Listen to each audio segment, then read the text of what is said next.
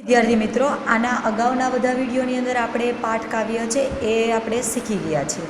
હવે આજના આ વિડીયોની અંદર હવે આપણે લેખન વિભાગ લેવાનો છે. તમને લોકોને ખ્યાલ છે કે ભાઈ આપણી દિવાળીની જે કોઈ એક્ઝામ આવે છે, મોટી એક્ઝામ, પ્રથમ પરીક્ષા આવે છે, પછી વાર્ષિક પરીક્ષા આવે છે, આ બધી જે મોટી એક્ઝામો લેવાય છે એની અંદર આપણે લેખન વિભાગ છે એ પૂછાતો હોય છે, બરાબર.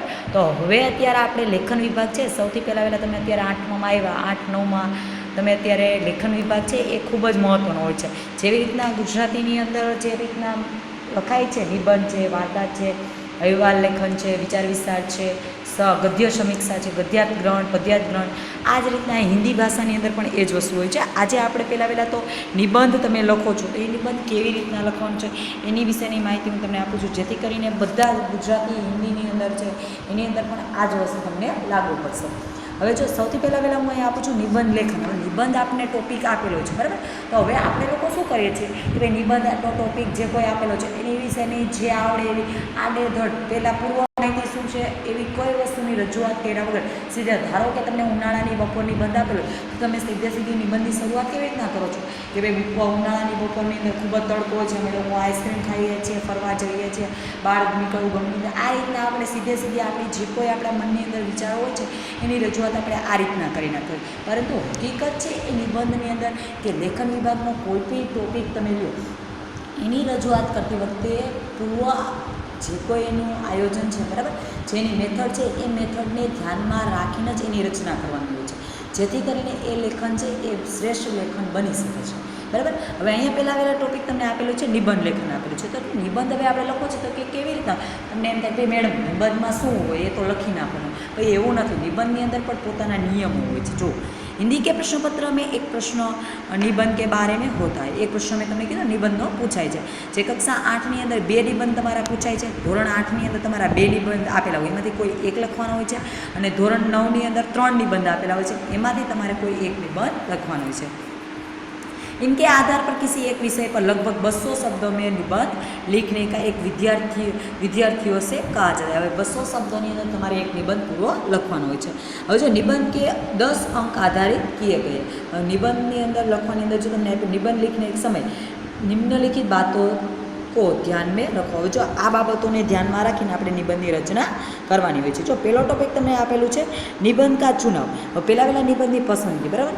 दिए हुए विषयों में से ऐसे विषय को चुनना चाहिए जिस पर तुम अच्छी तरह लिख सकते हो.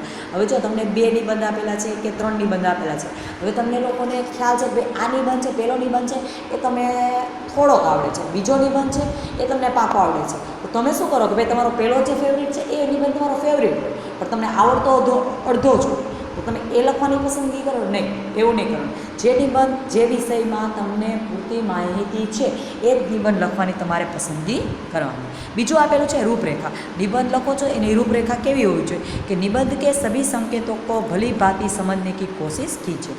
હવે જે કોઈ તમને મુદ્દા આપેલા હોય છે એ મુદ્દાઓને ધ્યાનમાં રાખીને નિબંધોને વ્યવસ્થિત લખવાનો હોય છે. प्रारंभ. હવે નિબંધની શરૂઆત કેમ કરવાની છે?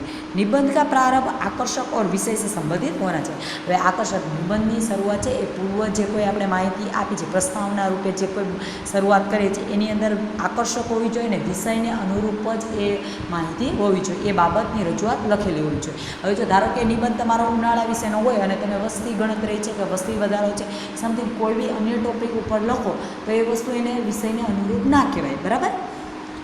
પછી આપેલું છે મધ્ય ભાગ. નિબંધ કે મધ્ય ભાગ में विषय की चर्चा करनी चाहिए. હવે જો શરૂઆતની અંદર આપણે જે વિષયની ઉપર નિબંધ લખી છે એની રજૂઆત હોય છે. મધ્ય ભાગ છે વચ્ચેના જે ભાગ છે એની અંદર વિષયની ચર્ચા, જે મુખ્ય વિષય જેની ઉપર તમે નિબંધ લખો છો એની ચર્ચા વ્યવસ્થિત હોવી જોઈએ. અંત છે નિબંધ કા અંત પ્રભાવશાળી और छोटा होना चाहिए. હવે એનો અંત ભાગ છે એ પ્રભાવશાળી, આકર્ષક અને નાનો હોવો જોઈએ. લાંબો નિબંધ છે એ પણ ખૂબ જ કંટાળાદાયક બનતો હોય છે અને જે વિષય વસ્તુની તમે માહિતી આપો છો એ માહિતી સ્પષ્ટ બની શકતી નથી. હવે નિબંધ લખો ત્યારે ખાસ એ વસ્તુનું ધ્યાન રાખવાનું કે એકદમ લાંબો બહુ ડીપમાં તમે કોઈ બી બાબતની રજૂઆત એકદમ ડીપમાં કરો એટલી બધી પણ કરવાની હોતી નથી. इसमें संपूर्ण निबंध का तात्पर्य और वक्तव्य 1-2 वाक्यों में लिखना चाहिए. આખા નિબંધનો ભાવાર્થ છે 1-2 વાક્યની અંદર લખવાનું છે. कुछ विशेष बातें વધારાની બાબતો છે. નિબંધ की भाषा व्याकरण और वर्तनी की दृष्टि से शुद्ध होनी चाहिए. જો નિબંધ તમે લખો છો, તમને લોકોને ઘણી વખતે તમે અત્યાર લગી 6-7ની અંદર તમે લોકો બધાને ખ્યાલ જ છે કે તમે જ્યારે નિબંધ લખો છો તમને પૂરેપૂરા 6 માર્કનો નિબંધ હોય તો તમને 6 માર્ક કે 5 માર્કનો નિબંધ હોય તો કોઈ દિવસ પૂરા માર્ક કોઈ વ્યક્તિને નહીં મળતા હોય. કેમ કે એ માર્ક શું કામ કપાય છે કે તમારી ગ્રામેટિકલ મિસ્ટેકને કારણે, એટલે કે વ્યાકરણની જે ભૂલો પડે છે, હસ્વ દીર્ઘ છે, પૂર્ણવિરામ છે, અલ્પવિરામ છે, ઉદ્ગાર ચિહ્ન છે, આવા જે કોઈ ભૂલો છે એ ભૂલોને લીધે તમારા એક માર્ક અડધો માર્ક છે એ કપાઈ જતો હોય છે. બીજી વસ્તુ કે શુદ્ધ ભાષા, તમે જે નિબંધ લખો છો એની અંદર તમે ઘણી વખતે તમારા પોતાના વિચારોની રજૂઆત કરો છો તો એની અંદર વાક્ય રચના છે એ યોગ્ય ક્રમમાં હોવી જોઈએ. બીજી વસ્તુ કે ભાષા છે એ તમારી શુદ્ધ હોવી જોઈએ, જેથી કરીને અર્થ છે એનો સ્પષ્ટ બની શકે છે. નિબંધ કે વાક્ય સરળ और સ્પષ્ટ હોને चाहिए. તમે કીધું નિબંધના જે વાક્ય છે એ સરળ અને સ્પષ્ટ હોવો જોઈએ, એકદમ ગૂંચવણવાળા, આને આ કીધું હતું, તેને એ કીધું, એ રીતના કોઈ પણ પ્રકારની ગૂંચવણ રજૂ કરે એવી વાક્ય રચના હોવી જોઈએ નહીં. નિબંધ में सरल और परिचित शब्दों का प्रयोग करना चाहिए. હવે જો નિબંધ તમે લખો છો એની અંદર જે પરિચિત શબ્દો છે એ શબ્દોનો તમારો ઉપયોગ કરવાનો. હવે એના પર્યાય શબ્દો તમે મૂકીને એને અઘરો બનાવવાનો પ્રયત્ન કરો તો એ સરળ નિબંધ બની શકે નહીં અને એ આકર્ષક બની શકતો નથી. आवश्यक हो वहाँ उचित विराम चिन्ह का प्रयोग करना चाहिए. હવે જ્યાં જરૂર છે ત્યાં જ યોગ્ય વિરામ ચિહ્નનો ઉપયોગ કરો છો.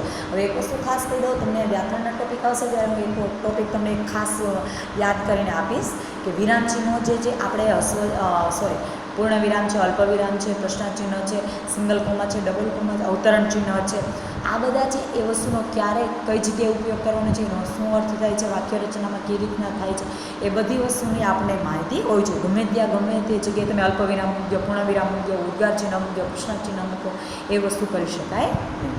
એની પછી આપેલું છે નિબંધ में किसी बात या विचार की पुनरावृत्ति नहीं करनी चाहिए. હવે જો ખાસ વસ્તુ યાદ રાખવાની, નિબંધ તમે લખો છો, એકાગ્ર ચિત્તે તમે લખો છો, એ સમય દરમિયાન એકની એક બાબતની રજૂઆત નિબંધની અંદર 2-3 વખત થવી જોઈએ નહીં. કોઈ એક ટોપિકની વાત તમે કરી છો તો એ વસ્તુ ત્યાં જ હોવી જોઈએ, પછી ફરીવાર એ નિબંધની અંદર એની રજૂઆત થવી જોઈએ નહીં.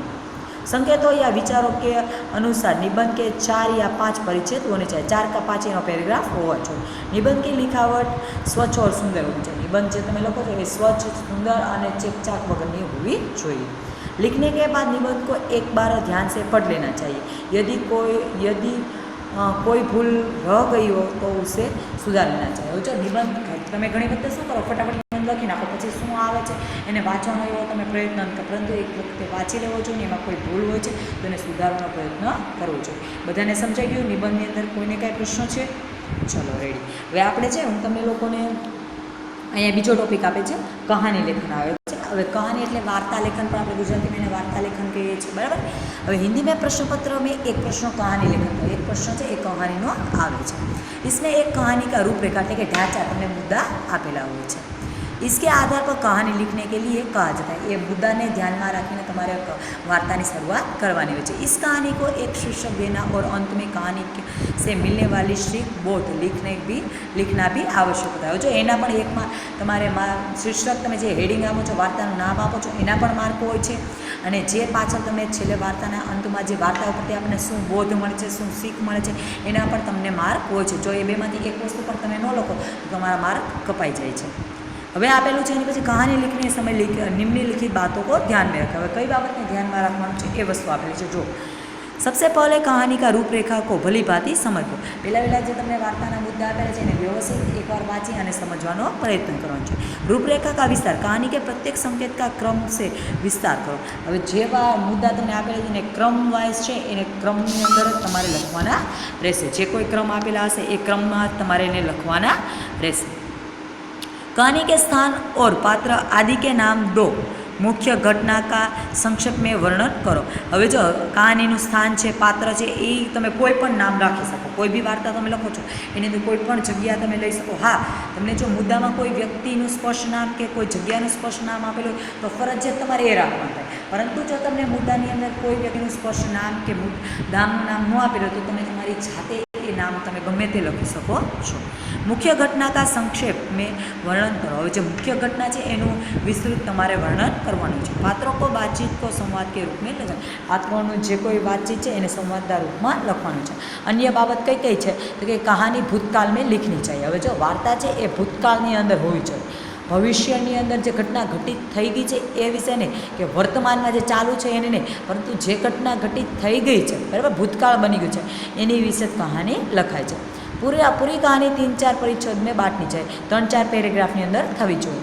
इसमें विराम चिन्हों का उचित प्रयोग करें। मैं તમને નિબંધમાં કીધું એ જ રીતના વિરામ ચિહ્નોનો પણ યોગ્ય ઉપયોગ થવો જોઈએ। હવે શીર્ષક છે એનું જે તમે નામ આપો છો એ कहानी के मुख्य पात्र, प्रसंग या संदेश को ध्यान में रखकर कहानी का उपयुक्त व छोटा सा शीर्षक देना चाहिए। તમે નિબંધ વાર્તાનું શીર્ષક આપો છો એ તેના પાત્ર છે, એનો પ્રસંગ છે, એને આધારિત એનું શીર્ષક હોવું જોઈએ। सीख અને बोध, कहानी से मिलने वाली सीख 1-2 वाक्य में लिखनी चाहिए। जो कहानी शीर्षक જે તમે શીખ આપો છો ભાઈ આ વાર્તા પરથી આ વસ્તુનો આપણને બોધ મળે છે કે શીખ મળે છે, તો એ ખૂબ જ લાંબી શીખ હોવી ન જોઈએ। સામાન્ય રીતના 1-2 વાક્યની અંદર જ એની રજૂઆત હોવી જોઈએ। कहानी लगभग 15-20 पंक्तियों में लिखनी है। कहानी 15-20 લીટીની અંદર હોવી જોઈએ। कहानी का भाषा शुद्ध और मुहावरेदार होनी चाहिए। जो कहानी તમે લખો છો એની ભાષા શુદ્ધ હોવી જોઈએ ને મુહાવરેનો પ્રયોગ થયેલો હોવો જોઈએ।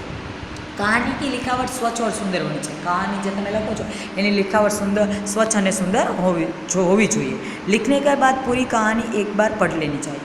હવે લખી નાખ્યા પછી એ વાર્તા છે એ તમારે ફરજિયાત એકવાર વાંચી લેવી જોઈએ, જેથી કરીને આપણે ખ્યાલ આવે કે કઈ વસ્તુની ભૂલ રહી જતી નથી।